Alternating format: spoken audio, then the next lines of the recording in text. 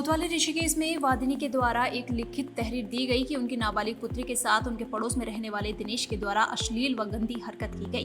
तहरीर के आधार पर कोतवाली ऋषिकेश में अभियोग पंजीकृत कर तत्काल विवेचना प्रारंभ की गई।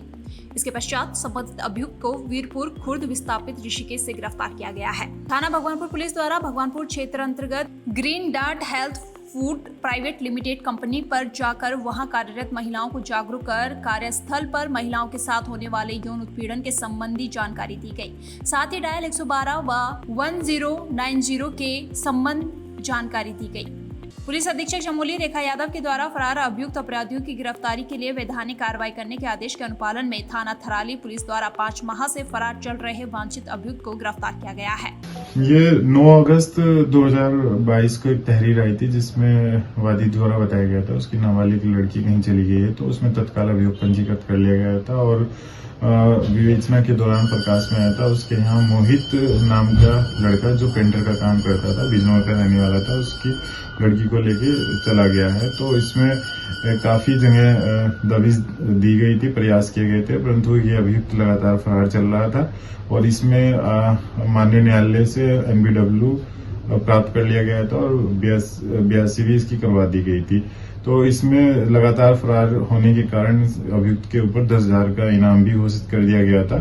तो अभियुक्त को लगातार प्रयास करते हुए गिरफ्तार कर लिया गया है कटवा जम्मू से और लड़की को बरामद कर लिया गया है और इसमें अभियुक्त को माननीय न्यायालय के समक्ष पेश किया जा रहा है और बाकी अग्रिम विवेचना इसमें जारी है। रुड़की में शीतलहर के प्रकोप ने लोगों को अपनी चपेट में ले रखा है। वहीं जिलाधिकारी हरिद्वार ने 2 दिन स्कूल बंद करने के निर्देश जारी किए हैं। वहीं इस कड़कड़ाती ठंड का असर आम मजदूर के कारोबारों पर भी पड़ रहा है।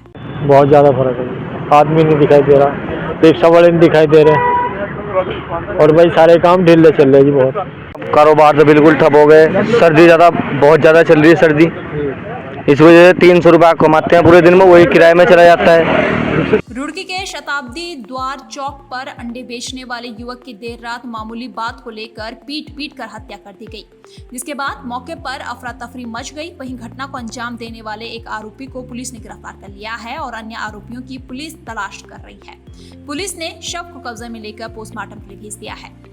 किसी बात पर आपसी विवाद में एक युवक की स्टील की बाल्टी से पीटकर हत्या किए जाने की बात हुई थी कल रात में। इस संबंध में मृतक आकाश उर्फ साधु के पिता स्वामीनाथन की ओर से तहरीर दी गई, जिस पर अंतर्गत धारा 302 IPC का अभियोग पंजीकृत किया गया और उस अभियोग में वांछित अभियुक्तों की गिरफ्तारी हेतु प्रयास किए गए, जिसके फलस्वरूप अभिषेक नामक अभियुक्त को गिरफ्तार किया गया है। अन्य अभियुक्तों के बारे में आवश्यक जानकारी एवं सुराग से पताराशी की जा रही है। मेरे लड़के का मर्डर हुआ, सबको पता, बाजार को पता, सबको पता, बेअन्याय में मारा गया मेरा लड़का। मुझे इंसाफ चाहिए।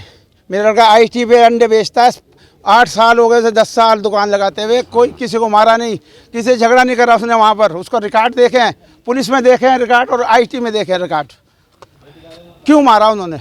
चौकी हरकीपैड़ी क्षेत्र में दुर्गा भवन के अंदर क्षेत्र के व्यापारियों के साथ मीटिंग का आयोजन किया गया। मीटिंग में व्यापारियों को चौकी क्षेत्र में अतिक्रमण न करने और रात में शटर लगाकर सुरक्षा व्यवस्था चौकस रखने की हिदायत दी गई है।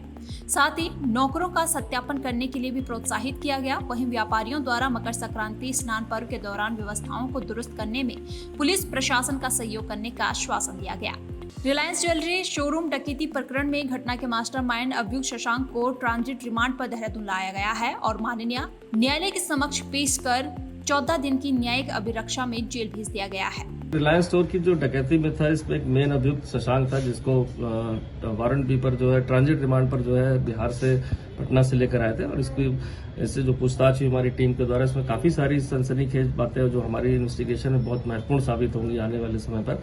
चूंकि मेन ये मास्टरमाइंड था जो गैंग को वहां से ऑपरेट कर रहा था, चाहे यहाँ की घटना हो या अन्य जगह की घटनाओं में भी इसने मेन ऑपरेशन जेल के अंदर से, जैसा इसने बताया कि ऑपरेट कर रहा था।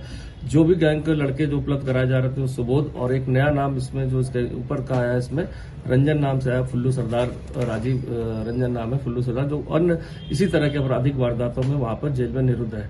चूंकि घटना के समय या जो 2-3 घटनाएं हुई उस दौरान सुबोध के अन्य प्रांतों में वारंट बी पर जाने के कारण ये पूरी कमान इसके द्वारा संभाल ली गई थी और इस गैंग को ऑपरेट किया जा रहा था। देहरादून में ई रिक्शा स्वामियों द्वारा अपनी विभिन्न मांगों को लेकर नगर निगम देहरादून से जिलाधिकारी कार्यालय तक रैली निकाली गई, जिसमें कांग्रेस जनों ने भागीदारी कर उनकी मांगों को समर्थन दिया।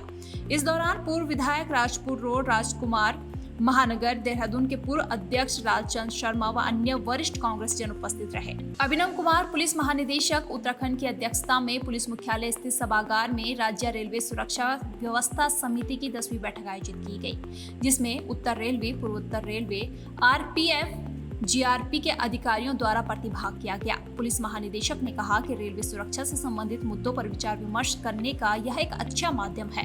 साथ ही इससे रेलवे सुरक्षा व्यवस्था से संबंधित सभी एजेंसियों में आपसी समन्वय भी बेहतर होगा। ऐसी ही अन्य खबरों के लिए चैनल को सब्सक्राइब और लाइक करें।